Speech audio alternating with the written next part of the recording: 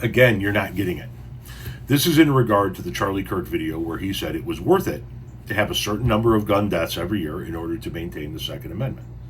Now, I agree with Charlie Kirk that we are never going to have a society that's going to have zero gun deaths as long as we have an armed citizenry. But to say it is worth it while doing nothing to mitigate it is a grotesque statement. But these people are trying to figure out a way to defend it all, right? This person comes in and says, is it worth it having cancer deaths to smoke? Is it worth having wrecks by drunk drivers to drink? Apparently it is to some. We take steps to mitigate these things, right? If you're somebody that misbehaves while drinking and driving, what happens? You lose your license, right? We don't let you drive anymore.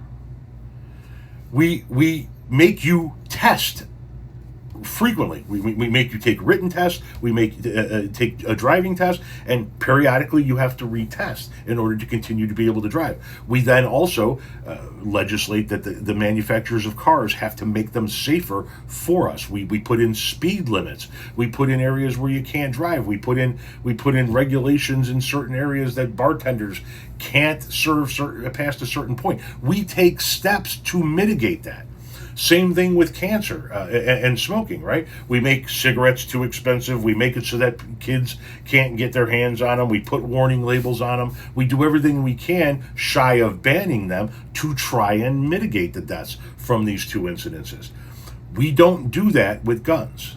We don't take the steps with guns to try and mitigate the deaths from guns. So what Charlie Kirk is saying when he said, hey, we have 50,000 deaths, motor vehicle deaths every year. Do we stop driving? No. We have accepted the fact that we're going to have a certain number of driving fatalities for us to be able to continue to have the luxury, the privilege, the convenience of driving. But we take steps to mitigate that.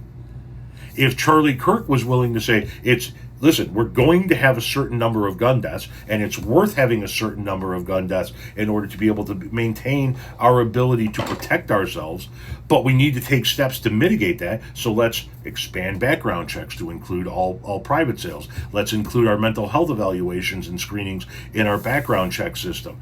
Let's mandate that the manufacturers of guns have to build biometric safety systems. If Charlie Kirk was willing to take steps to mitigate gun deaths and then turned around and said it was the same thing as driving deaths, he'd have a fucking point.